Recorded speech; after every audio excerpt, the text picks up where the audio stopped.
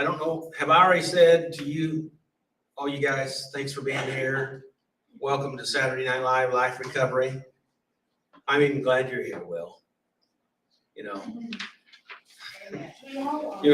a little bit of challenge from time to time, just kind of.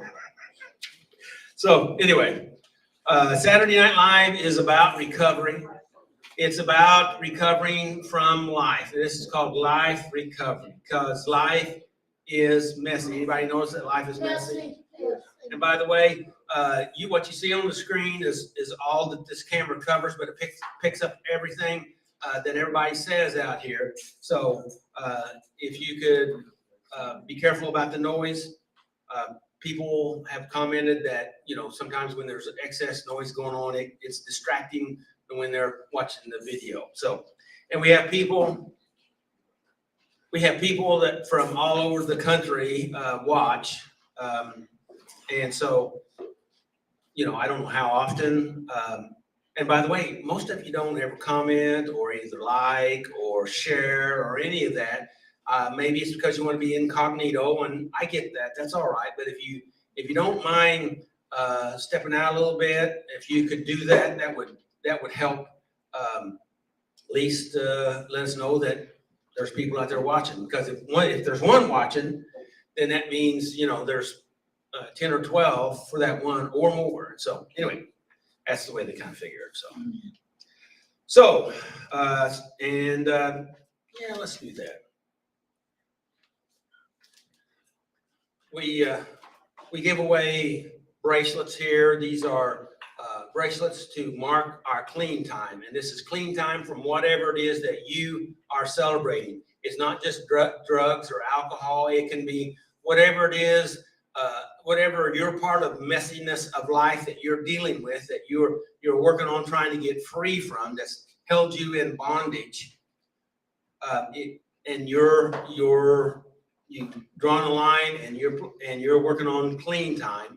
And so, you don't have to tell us what it is, but if you want a bracelet, we want to give it to you here in this meeting. I haven't even told you what kind. Like, yeah, we'll get you one. Okay, we got one already. Okay, she wants one of everything. And so anyway, we have white bracelets for today, up to 30 days. Orange for 30, green for 60. Maroon for 90, blue for 6 months, yellow for 9 months, glow in the dark for one year, gray for 18 months, black for 2 years or more, silver for 5 years or more, gold for 10 years or more. We have another one over here. So, hey, everybody, thanks. Let's give them a hand. How about that? And for you out there in internet land, if you want a bracelet to mark your clean time, either come to the live meeting or make contact with us, and we'll do our best to get you a bracelet. You just need to tell us, what clean time you're celebrating, so we know what color it is. And then Miracle will get that right out to you, right, Miracle? Mail it to us. Yeah. We have address. Yeah, we need your address too. Or come here. So. I need a white one too. Oh, I'm sorry. Oh man, see how she's slipping? We're glad that Miracle's here,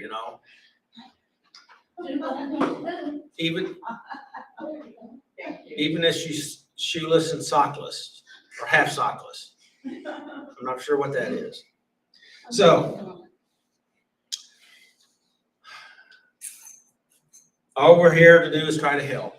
We are faith-based recovery, and you don't have to share in our faith. All you have to be is willing to seek recovery, and we want to help you. I feel, and this meeting feels, that if you seek recovery and you hang around here, you'll probably want to buy into our faith-based system because we feel that that's very helpful and meaningful. But we're interested in helping you in recovery, whatever recovery, in whatever way that you want that, because truth is truth and truth is powerful. In fact, let me just read that.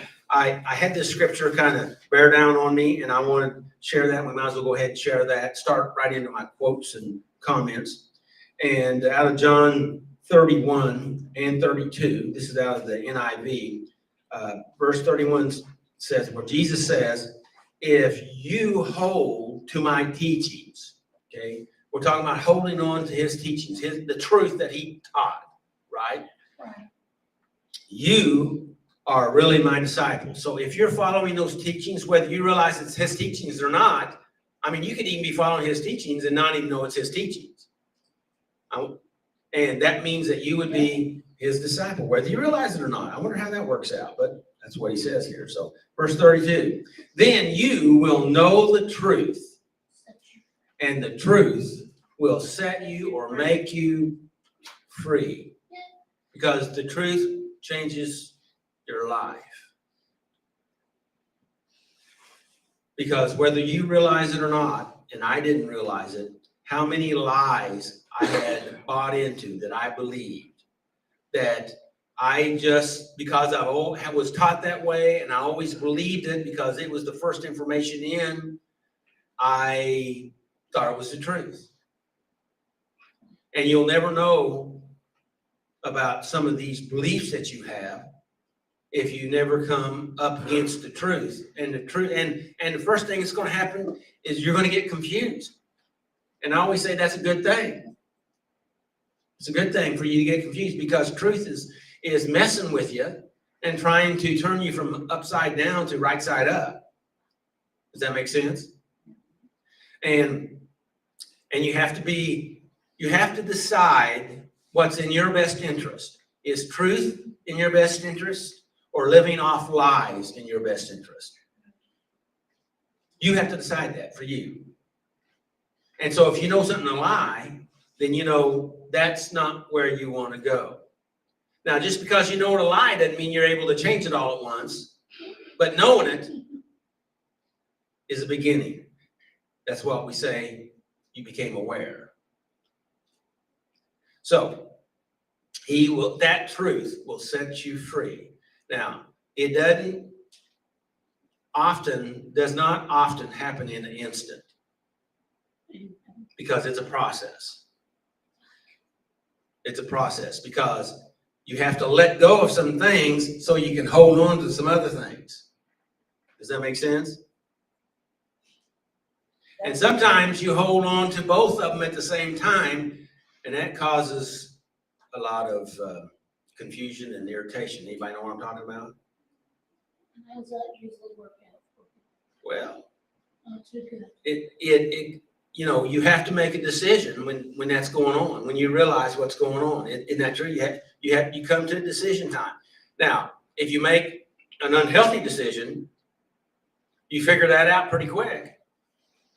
And that's evidence to know that you needed to make a different choice, a healthy choice. Now, the lesson we're going to be talking about tonight goes right up this lane here that I'm talking about. And this lesson tonight is such a powerful story. At least it's been powerful in my life. And that's where it's the son. Well, they call it the prodigal son. They call it the lost son. They different terminologies for it.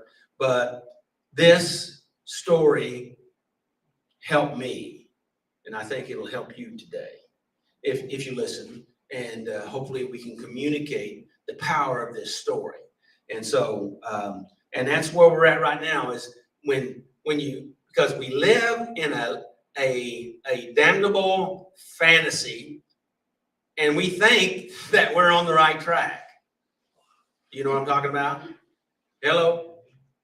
And when we finally come to our senses, and that's what's in this story here. He finally came to his senses. And it's lucky he didn't die in the process. How many of you have found that out to be true in your own life? You're lucky you didn't die in the process. We all are. Yes, sir. Yeah. We're lucky. God's still working with us. Amen? Amen. And so anyway, we'll be talking about that.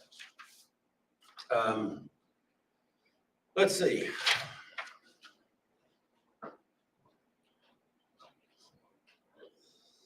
Yeah, let's read this. This is from Seneca. This is a quote from Seneca. He's a Stoic philosopher. He says, there are more things likely to frighten us than are to crush us. We suffer more often in imagination than in reality.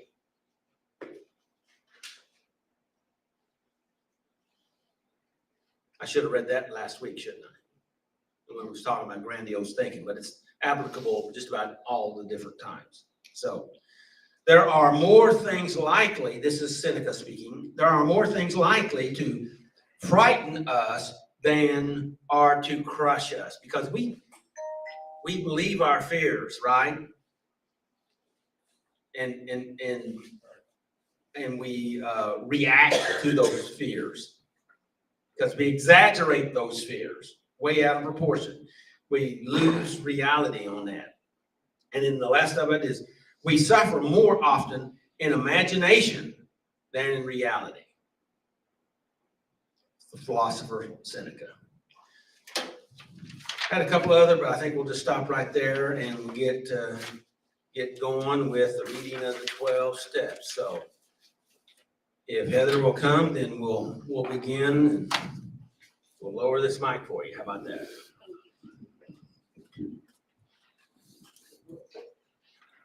See how that is. Just as you go up. Just a moment. Right, thank you.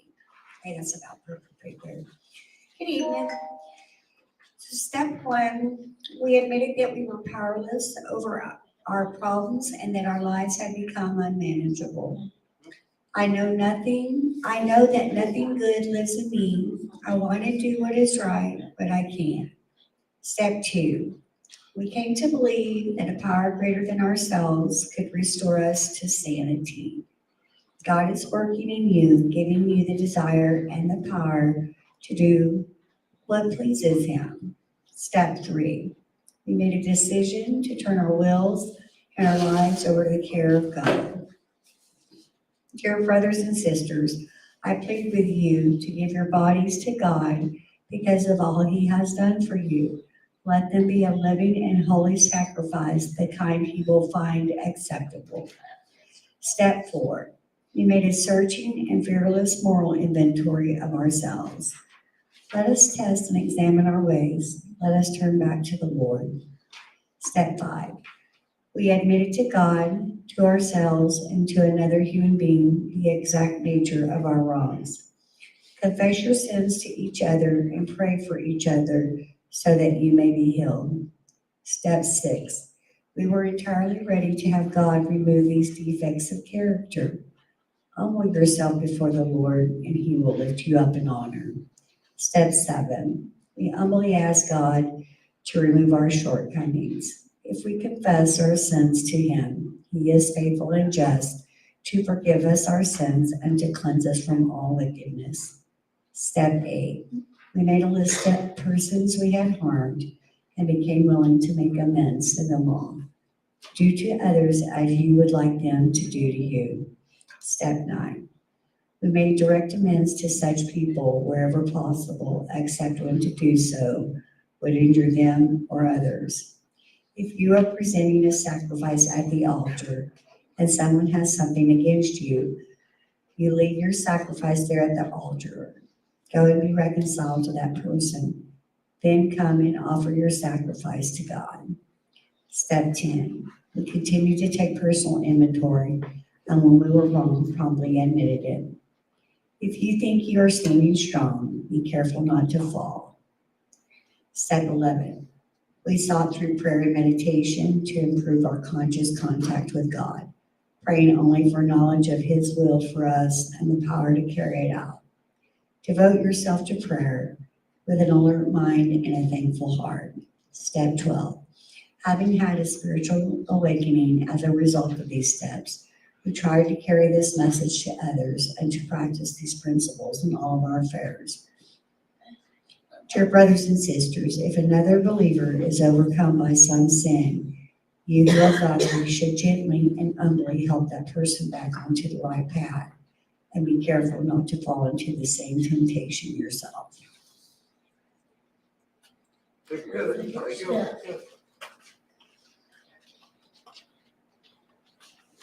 Hello, everybody. Thanks, Adam.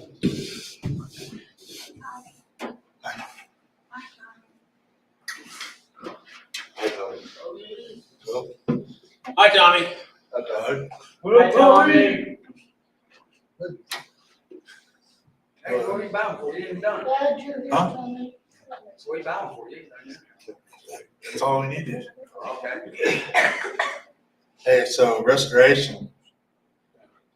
Step 2, restoration. We came to believe that a power greater than ourselves can restore us to sanity. In the natural progression of addiction, life degenerates. In one way or another, many of us wake up one day to realize that we are living like an animal. How true this is depends on the nature of our addiction. Some of us may be living like an animal in terms of physical surroundings. Other of us may be a slave to our animal possession or passions. Powerful emotions that dehumanize us and others. A young man took an early inheritance and traveled away from home.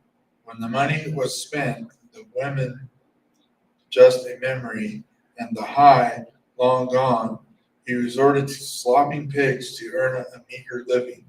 When he became so hungry that he eyed the pig's slop with envy, he realized he had a problem. When he finally came to his senses, he said to himself, "At home, even the hired servants have food enough to spare. And here I am dying of hunger.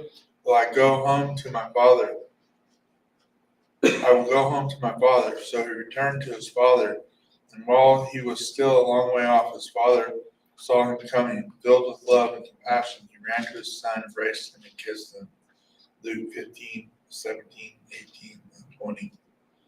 The fact that we are able to recognize our life as degenerate or insane proves that there is hope for a better way of life. We are reminded of times when life was good and we long to have that goodness restored. When we turn to God, who is powerful enough to help us build something better, we will discover that his power can restore us to sanity. Yeah, Yeah, sanity. sanity. It's a nice place. It's a place we ought to live and not just visit, right? Yeah. Yeah, and I was gonna say it like comes in glimpses sometimes in the beginning when I first started. Like Pull the mic a little bit closer to you. it was like glimpses of sanity, and I didn't know what to think of it. Like at first, I didn't know if it was real or what, and then life it just became more part of life. Good. Do you have any questions for me? Do you guys have any questions? Well, what do you think about the comment here? He said that he realized that in his father's, he was gonna go get hired by his father because the statement is that the servants have food enough to share. I don't think we understand what that means. Well, the servants had better food than he did, being out there and working with the pigs. Yeah. They were better taken care of than he was out there all alone. Yes. Miracle Hatton is waving her hand. And nothing against anybody else. I've been in church all my life and heard it all different ways, but I think he felt like he wasn't worthy to go back to the position he was as his son. Oh, yeah, You see what I'm saying? That's the way I feel. A lot of us feel like we're not worthy to go back to God, or we've sinned too much. And I think maybe he felt like, hey, if I just could go back, I don't have to be in the position I was as I've squandered everything. I just hit me this year after all these years that I don't think he felt worthy. Well, that's what he said in this, what Tommy read there. But one of the things I don't think we have so much abundance of food here.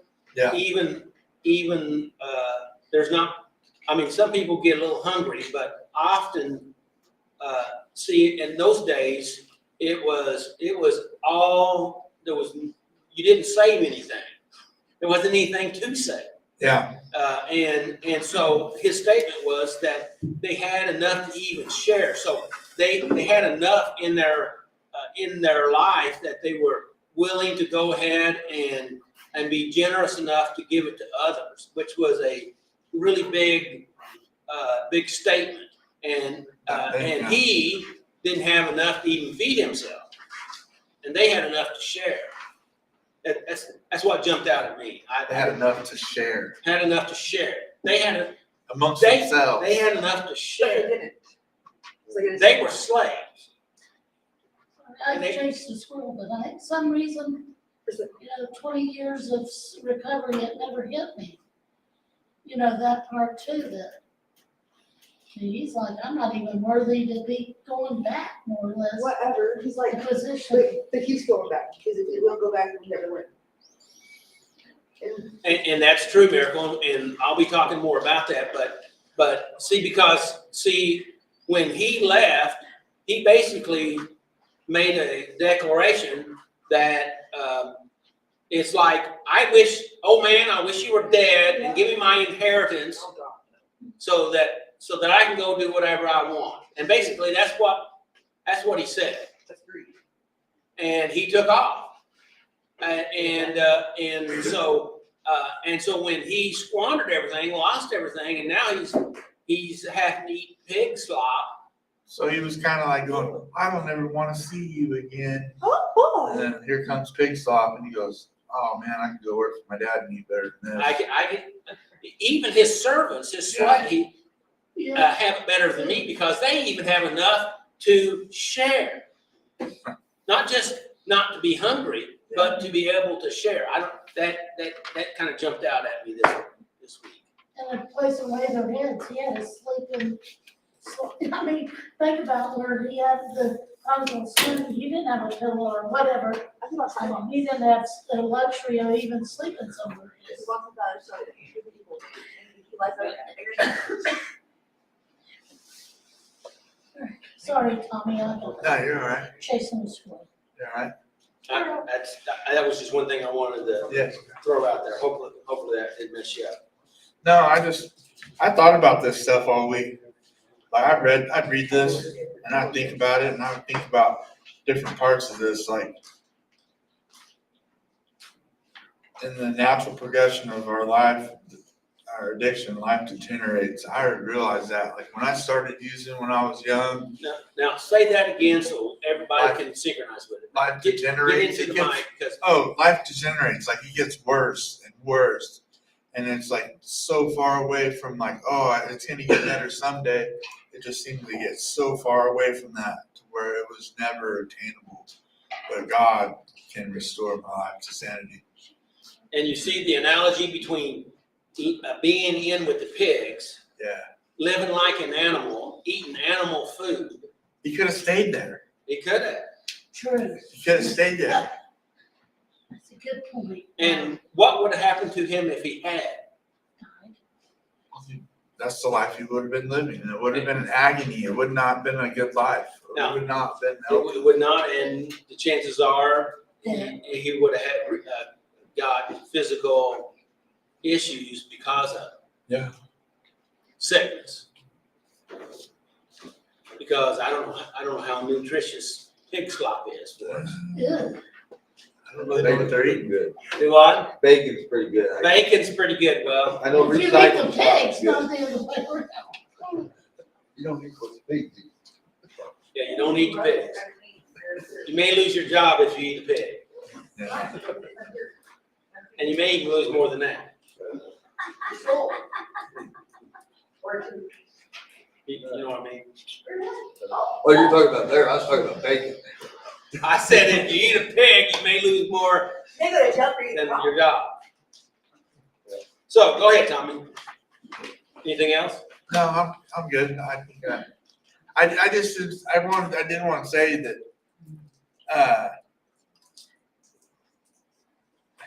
it just seemed really dark for a lot of years of my life.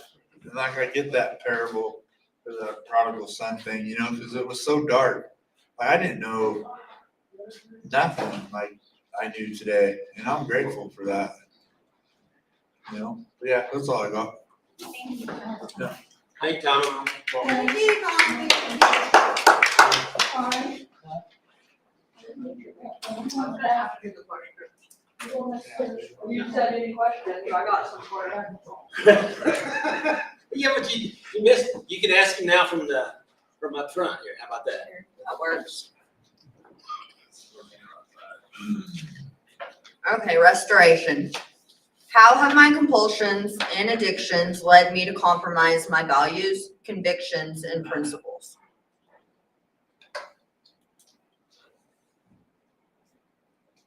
Well, my addiction led to me to have different compulsions than I do now. My compulsions were compromised because I lowered my standards. I lowered myself, my expectations for even me.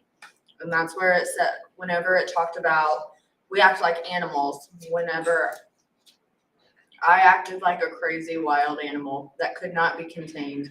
I was a beast, or I was a prisoner of my own. I was a prisoner in my own life. And so it led me to compromise my values by belittling them, having none, and forgetting about them, to where I didn't even feel like I could be convicted. I didn't care. I was selfish. And the principle of life was, I didn't even have one. It was, how could I just not feel, was my principle then. But compared to what it is now, I have different principles for myself, different values. What does that mean? You said that you could not feel or would not feel. I missed it. That was the principle for living for me then, Just not to feel. not to feel. Okay, just live in a life of insanity. Of insanity, yes. But in doing so, I didn't feel any convictions. Is But that I really also true? had no values. Is that really true? No, because it all came tumbling down at once. Okay. I so- did end up, I was just trying to hide it and mask Okay. it until, I'm not trying to push you into anything. I just Yes. asked you a question. no, it was true in that moment until I had an awakening, Okay. until I admitted I was powerless, until I wanted help restoring myself to sanity because of sick and tired of living that life of insanity. You did good. How have my compulsions and addictions dehumanized me and brought me to shame? And like I said, my impulse, my urge, I didn't think, I just reacted. And those reactions were the wrong reactions. Flying off the handle over any little tiny thing, not even caring about another person's feelings or what you were really doing to them, what you looked like. I didn't care.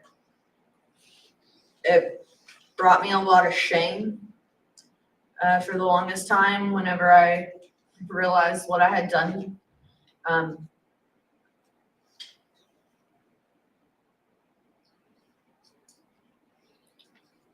It dehumanized me as a human being, but as a mother, as a daughter. And in my using days, I didn't care. I felt they didn't care, but that's where it compromised my values, using, and I was insane. Our addictions affect everybody, not just us. Right. And until I finally got tired of living that life and felt those convictions, valued myself more, was that shame able to be lifted and I was restored to sanity. In our addictions, we lower our standards for ourselves. We don't feel the worth or see that we're even worthy. I lied, I cheated, I stole, I dehumanized myself as a mom, letting my child go again, until I got out of those thought distortions of thinking that just a little was okay. or hiding it was okay. But that's where the values of myself weren't there anymore. And you get depleted completely to where my value was in the negatives because I had let everybody take a little bit of me away. Myself take more and more of my true core self away with that insanity of my addictive disease. But in light of how my addictions and dependencies had degraded me, I am now open to a deeper level of believing that the power and forgiveness of God will restore me to sanity. And that was just working the steps, opening my eyes and realizing that we all have worth. Just because of what we've done, what we've been through, it doesn't make us who we think that we have to be as a lower standard of a human being.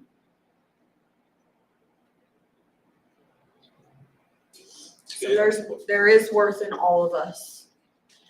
And through my recovery, it's opened my eyes, it's opened the people surrounding me's eyes to how evil of a disease that addiction really is. And may it be an addiction to substances, addiction to the lifestyle of it. It does eat at you and belittle you a little at a time, and it can affect everybody. It's like a domino effect. But through recovery, there is hope in restoring you to sanity, because once I started, then my group around me, who I thought didn't care, actually, I started believing that they do love me, and I see that love around them. And it's restoring our whole family to be reunited with sanity and peace. Awesome. Courtney, you kind of brought up something to me, and I heard you say disease. You know, can you kind of, I know it's a big question. It's the same, I've heard that so many times in recovery and rehabs and all that I went through. And can you kind of explain that? Or is that's probably a big word there and a lot of. It is for so many other people, but okay, so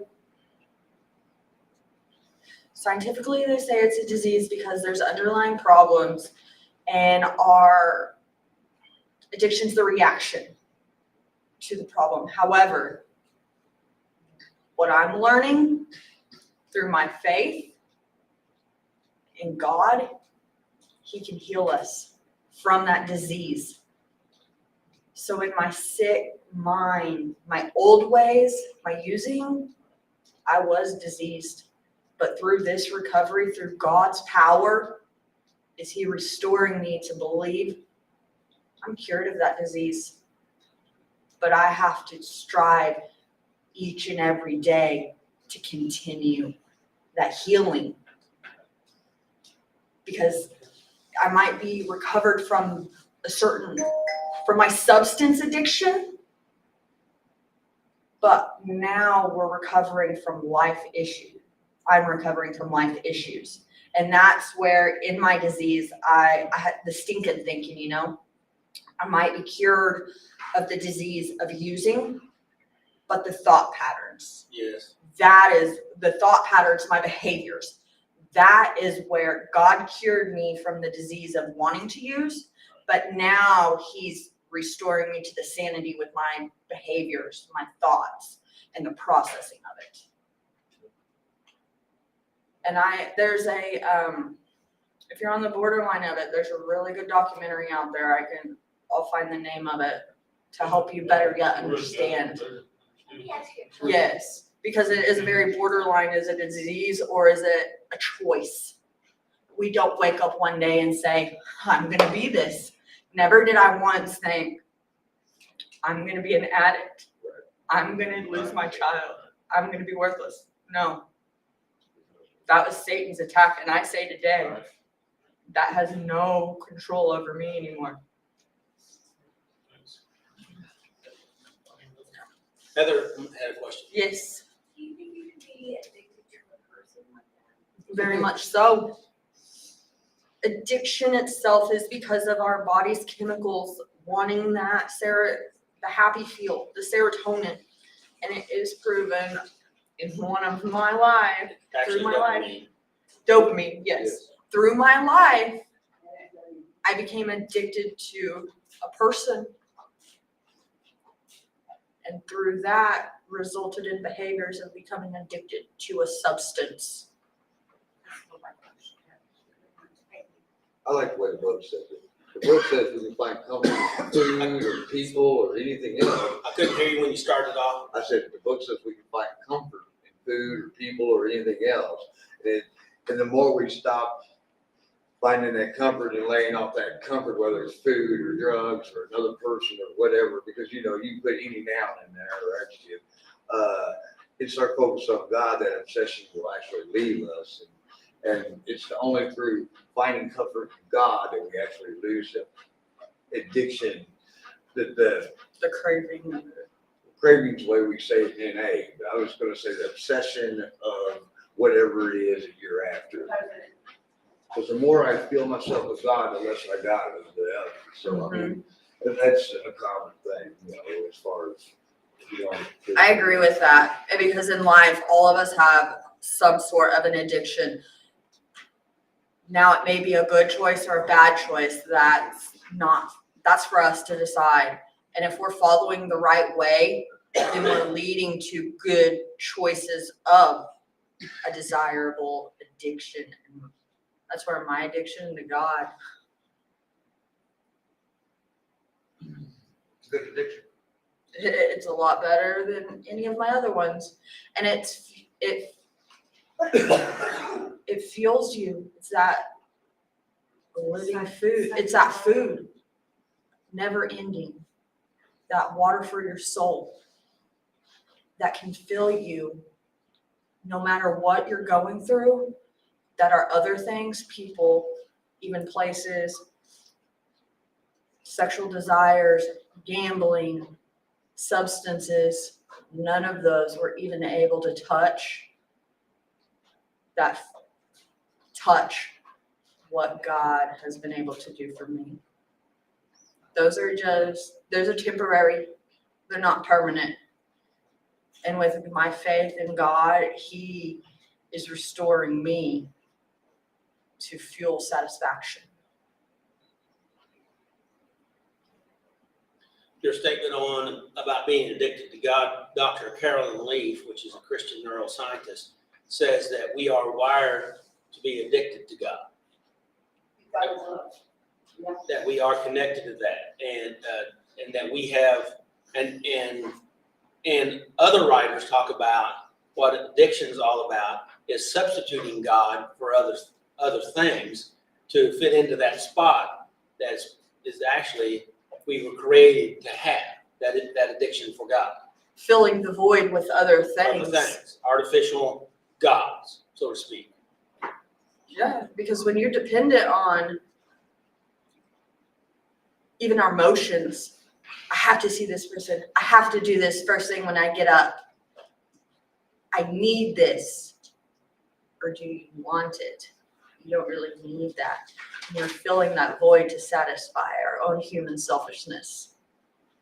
But when we become addicted and want that straight and narrow, and want Him and allow Him to come into our lives, that's where the restoration actually comes into place. And what you were describing there is being either led by the Spirit or led by the flesh. Yes. That's what you were describing. Yeah. Any other questions? Anybody want to answer these questions? What questions? No? Anybody have any other? Will, you said you had something that you became prepared?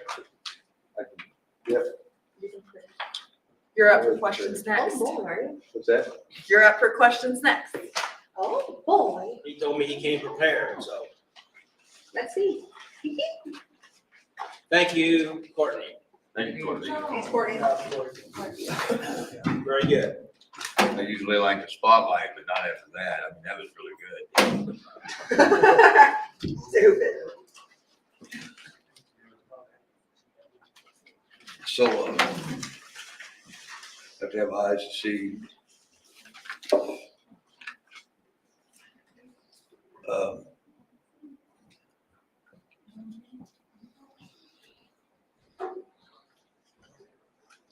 Restoration, it's Luke 15:11-24. First question is, how have my compulsions and addictions led me to compromise my values, convictions, and principles?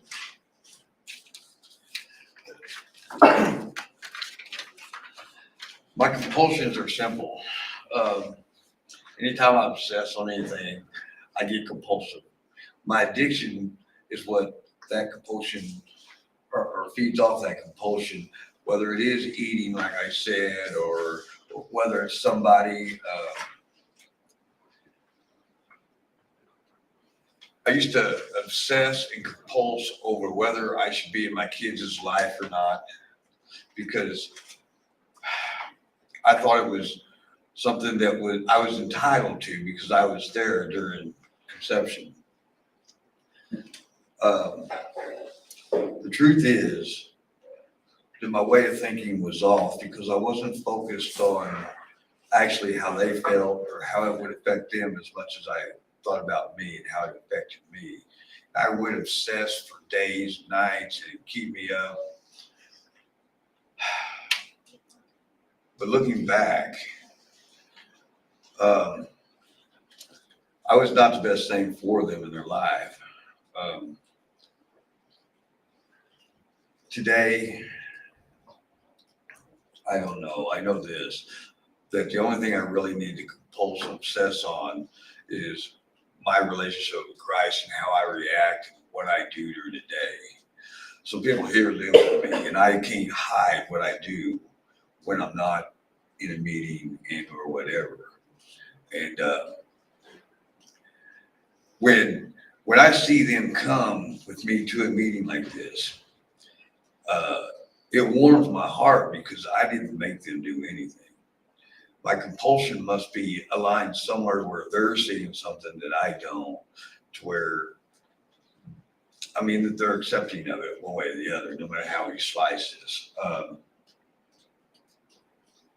When I said I was prepared, I kind of meant some other section, but I'll go ahead and do this because, you know, I can't really answer it wrong because God's going to lead me. You see me? Because, yeah. Well, we'll see. Two, You didn't hear me, did you? I said, well, we'll see. we will see. See Or I what? will see. See? Two, how have my compulsions and addiction dehumanized me and brought me to shame? Well, I've been here before. I've made a lot of money, and I got really prideful with that money and what I thought was success. And it was somewhat success in the world's eyes, I guess. I kind of got real prideful, and I thought I could afford to get high. And I don't like to say that, but it's the truth. Because I was focused on what I wanted, and I kind of slipped away from God. I didn't go and do anything that was going to change how I felt, because it's all about me. So it's kind of like you feel like you deserve it. I felt entitled. Okay, good. That's a better word. Not only did I feel entitled, but I felt like, I think I discussed that about food and whatnot, and I found comfort in escaping reality through a form of a substance. I don't really believe it's real important as to what substance as much as what the problem is and the solution, more than the glorifying what I did. Yeah. Because we all know what addiction is, I would Right. think, right? And but once I I'd been clean before that, of course, and that's when I went over and it was just one, it wasn't a big deal. And the next thing I know, I was living in my car in a parking lot of a motel room because I couldn't afford a room. And it lasted for almost a year. And, 2 months before I got stuck in that parking lot, because that's what it was. I didn't have gas money to leave. I just bought a house. And I thought I had the world by itself, and I could do whatever I wanted. And through one time of going and because it was only to get me through a work shift. And next thing I know, not only did I not have a job, I didn't have a place to live, I didn't have nothing except this addiction that controlled me. The obsession that I formed, and it was almost instantly overnight, controlled me. I didn't control myself no more. But in my mind, I thought I was my own God. Now, I would never tell you that. I would never admit that. But today I can see it because I've actually accepted God in my life. And at the time, I lived in my car, couldn't shower, couldn't change clothes. And yet I thought I was God because I had this little baggie. And looking back, it's very sad to think that my mind would go there because I couldn't see that I even had a problem. And a lot like that little scripture we read about the son that got his inheritance, left, and decided that he was eating pig slop, or the pig slop looked good to him, so he'd rather go and eat what the servants of his father had. Come to that realization one day when I was in the hospital, and there was no way but up. When it came to that, I already knew what being clean was about. What I did not know was what being saved was truly about. There is a big difference. The obsession to do that has left me completely. But with that being said, I am human, and it's only because I stay focused on God. If I'm not focused on the solution, the problem will come back. That's just what kind of a person I am. I don't try no new drugs. I joke around with the guys in the house. Well, that fentanyl says it kills a lot of people. Maybe I should go out there and show up and it won't kill me. I am joking because I'm an addict. And whether it kills me now or later, the point is it makes no sense to go out there and try something that's killing everybody else. But yet in my mind, it's only one time, or I don't even like alcohol or whatever. It all leads down to the same place. In a motel parking lot, thinking I'm God, even though nobody wants to be around me because I can't shower, I can't change my clothes, and da-da-da. And if I didn't have that baggie, they wouldn't be around me.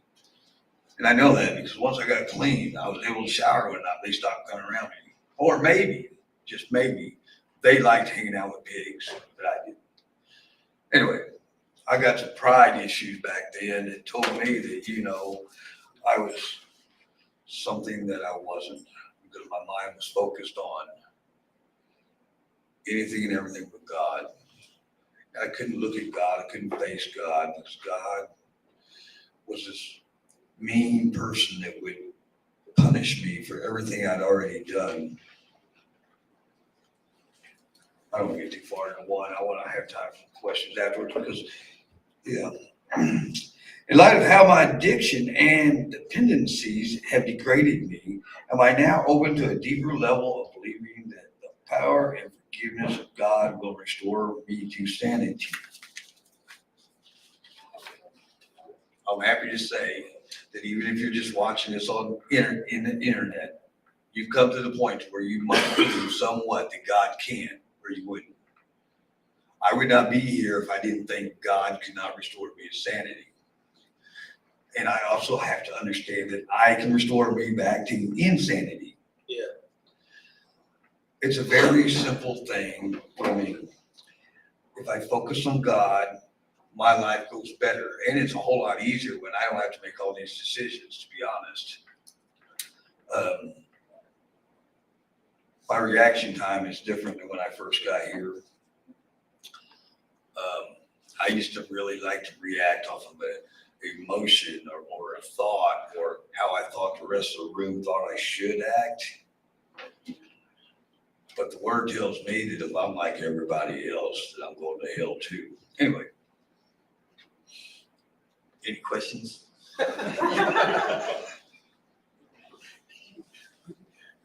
Covered a lot of area there. Well, it's Hell's a good. good place. It's good. It's nice and warm. You'll never have to worry about freezing. Or being alone. There's plenty of people there. Yeah. Once again, I will. Thank you. Thank you. Thank you. Thanks, bro.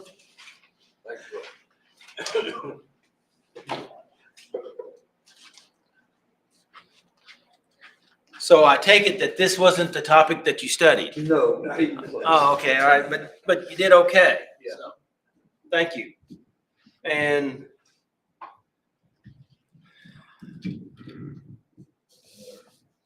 everyone else, thank you.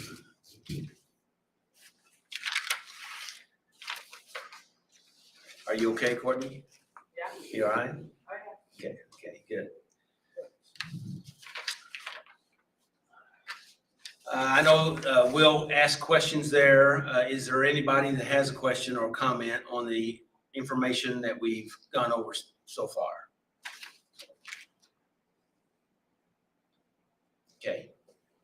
All right.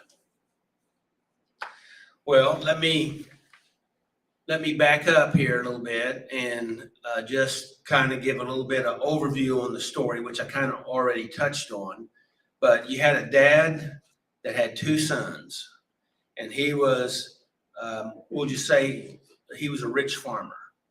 And there was the older son that was, worked loyally with his dad.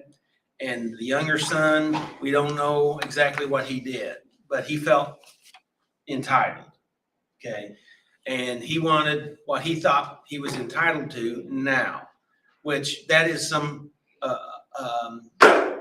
correct me if I'm wrong, but that would be along the lines of how a addict would think, that obsessed, compulsive entitlement, that it's the way I think it should be, so therefore that's the way that it is. That's that godlike mentality. Would you agree? And we get wrapped up in it, and this story lines up, I think, really well with what happens to you when you finally get your way. And it's always funny in the scriptures, even when the Israelites wanted a king and God didn't want them to have a king, and they kept basically nagging God until he said, okay, I'll give you a king, but you're not going to like it. And they didn't, because they wanted to be like everybody else. Isn't that what some of this is going on? Is we're trying to escape ourselves and try to be accepted or like everybody else. Isn't that true? And to go to the subject of, Courtney was talking about the addictive mindset, whether it's disease or if it's something else. And we're talking about sanity, insanity here. Okay. Now, is sanity, is that a disease?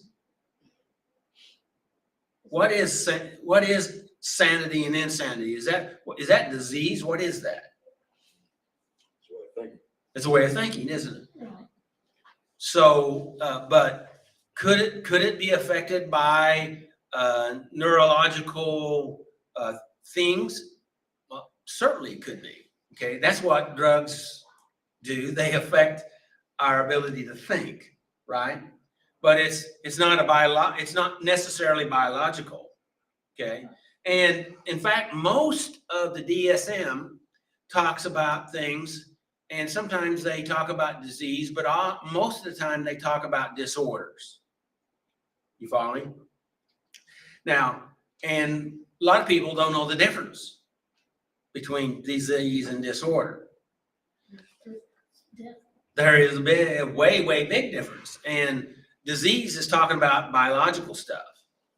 But disorder is back to what you just said a moment ago. It's your pattern of thought. And a lot of insanity is brought on by our choice of our thinking. Like, I want what I think I'm entitled to because I think I'm entitled to it, so I think I ought to have it right now. And so basically you can kind of see the way that young man spin himself up into this state of entitlement and then making demands on his dad that loved him and finally said, okay, I'll give you your way. In essence, he's saying, if you were dead, I'd have it. So won't we just go ahead and call today like you're dead? Now that's rather harsh, isn't it? And for some reason, his father said, okay. Now this father kind of represents God, in case you didn't notice. Okay. And isn't that what God has done for us when we choose to go our own way? He says, it's your choice. Isn't that true? Sure. Okay. And I think I know more than you, God. So I want what I want right now. Is that too harsh? Is that too plain? Is that real? Is that real? What I'm saying, is that real? Okay. And so here we are, here this young man is, because we're all that young man, right? In fact, in some degrees, we could be all the different characters here, okay, at different time, space in our life, okay? And that's the way stories are, okay? Because we identify with the young man, and if we're in our right mind, well, let's say that if we're not in our right mind, we say, I know what you're doing, and I'm all for you. I'm with you. Get it? So I can go with you. Isn't that the way our addictive friends are? I mean, I'm for you. You get it. Let's spend it. Right? Hello? Isn't that the way it is? Yeah. And so here he goes. He goes off, and he's all of his fantasies are now being able to be manifested as long as he had the money. And then when the money stopped, the people stopped, because, as you said, people don't really like to be around pigs. But they will, you know, if you got the money, if you got whatever it is that they want to siphon off from you, right? And then when the popo shows up, they're going to say, you're the one, because it's not me, right? Mm-hmm. You know what I mean? Hello? Yeah. Okay, so let's drop that right there. And so here we go. He's out there, and he gets in such bad place. I mean, I don't know if he even had any skills, because being so maybe entitled in life, he didn't really have anything to be able to do anything. But finally, he could do the now, for a Jew, having anything to do with pigs is the lowest of low, right? Right. So he's violating himself on so many levels. You understand what I'm saying? They were considered unclean. Unclean, and so he's out in the middle of the pig pen, and you know what's in the pig pen with the pigs? All the stuff that the pigs eliminate. Okay, so you got mud and crap and all the other stuff, right? And so we're in that pig pen. Now, of course, their pig pens back then may be a little bit different than some of the pig pens that I'm familiar with. The ones I'm familiar with, they all really stink really bad. Used to have a guy a couple, 3 blocks away from our house that used to raise pigs. And You knew you were getting close by just the smell. And you didn't stay around long, but I did go down, kind of look at the pigs sometimes, just to kind of keep on going. So, you know, I just now thought of this. You know, a lot of people will pass by and look at the pigs.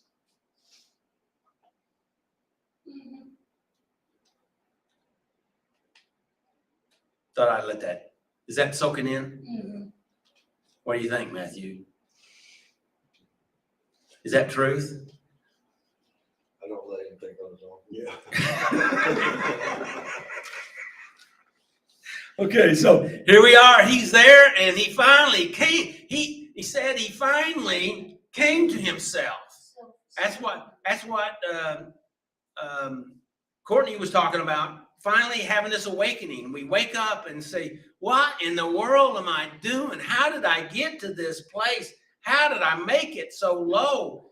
You know, how? Why? How?" Because we fell in through a hole of darkness, and we pulled the hole in after us, right? And we darkened our own minds, so and tried to avoid that light coming in, and that knowing that there is a way out of this. But somehow light will find its way through any little crack into us. He speaks to us. And when you have that glimmer of hope, then the reality that there is a possibility. And then we go into what you was talking about earlier. I don't deserve it. I've messed up. I've already wasted my life, and what my father had I was supposed to be heired. I've already spent all of that. How many times have I seen that with people? I'm thinking of a guy right now that I knew his parents, and they both passed away, and I buried them both on the same day, even though they died not at the same day. They died at a couple of months apart, and the rest of the family let him have the property. And how long did he have the property? Well, they swarmed in from everywhere. You know how the swarm is. And they tore up stuff, and they spent stuff, and it didn't take long. He had eliminated everything his dad had worked for all of his life. Actually, they asked me to go over and see what I could do with this young man. And so I did. And he talked with me because we'd worked together and tried to help him.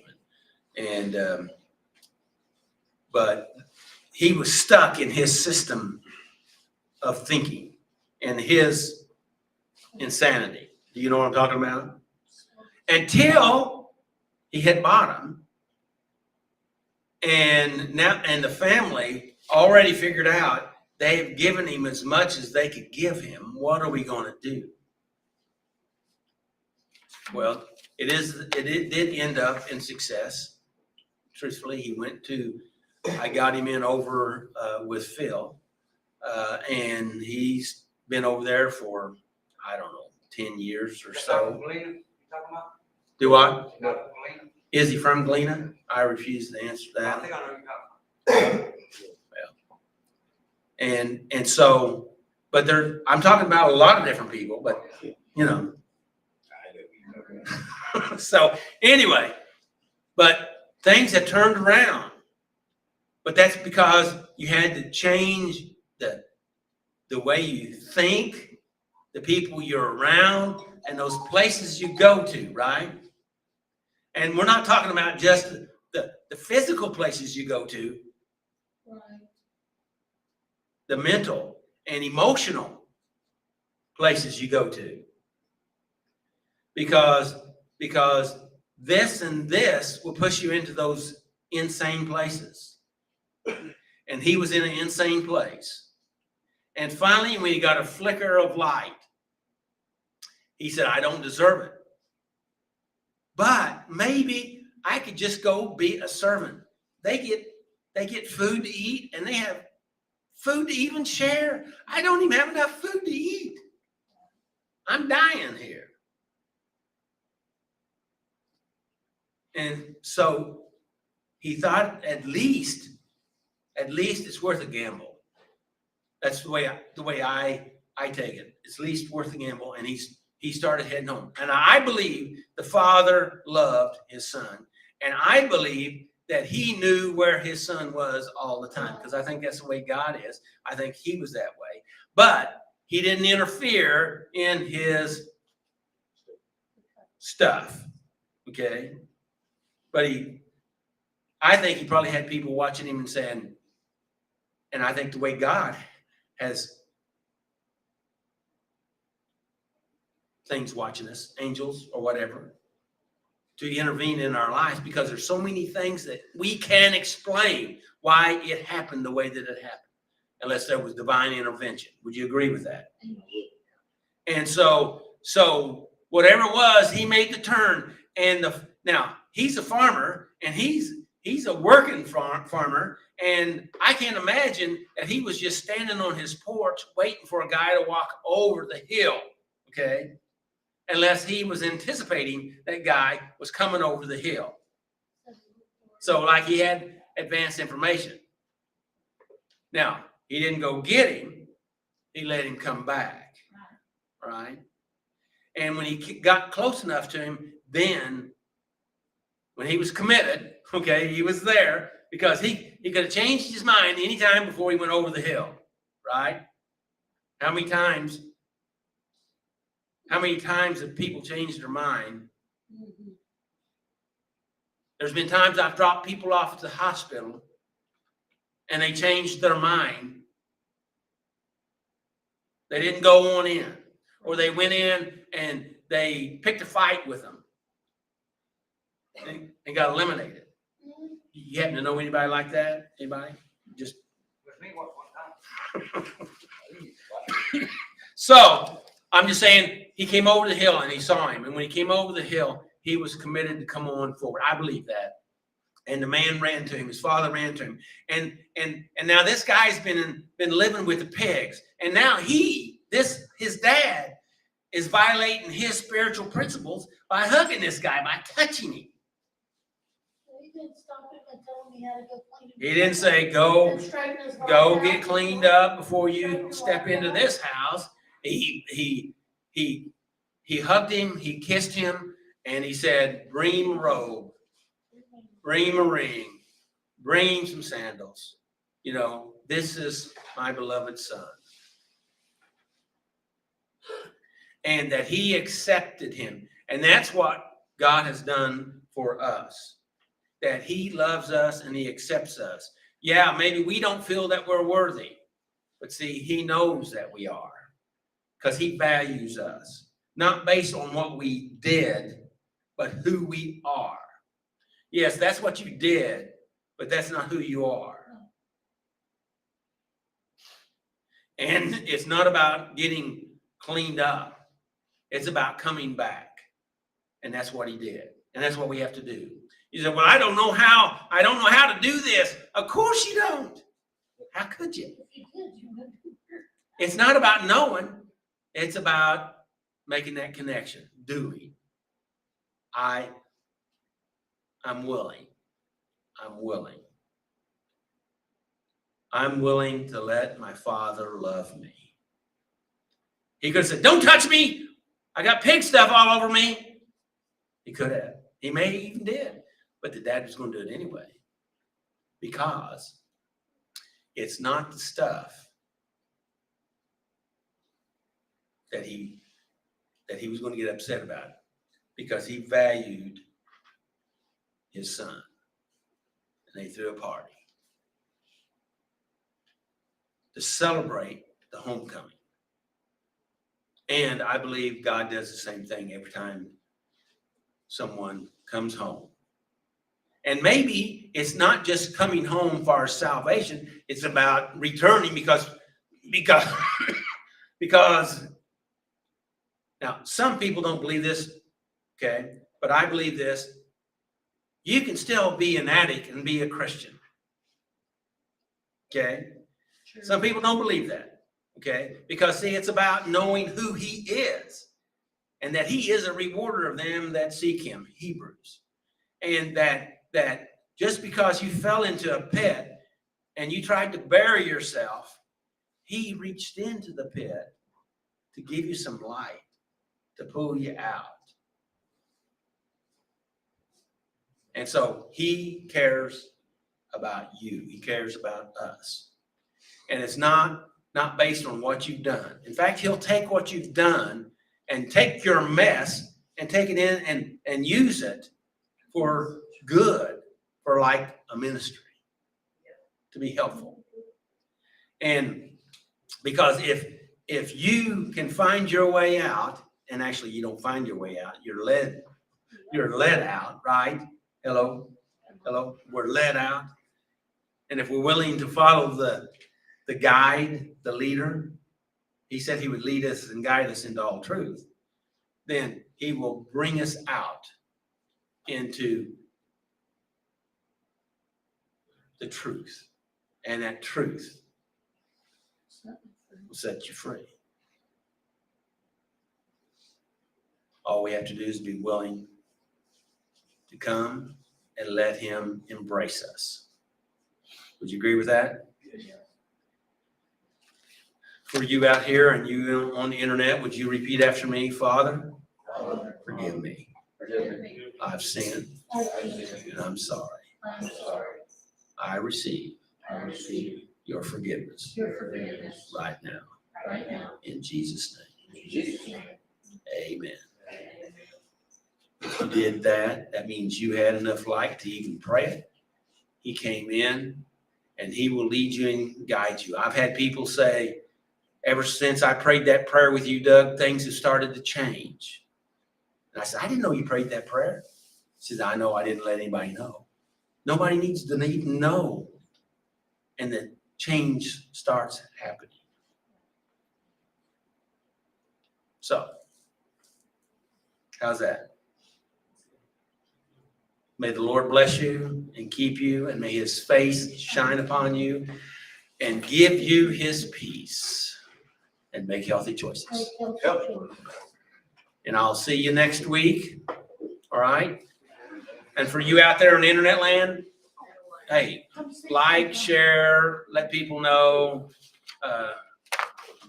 If this message was good to you or for you, maybe it might be good to for somebody else. So, thanks.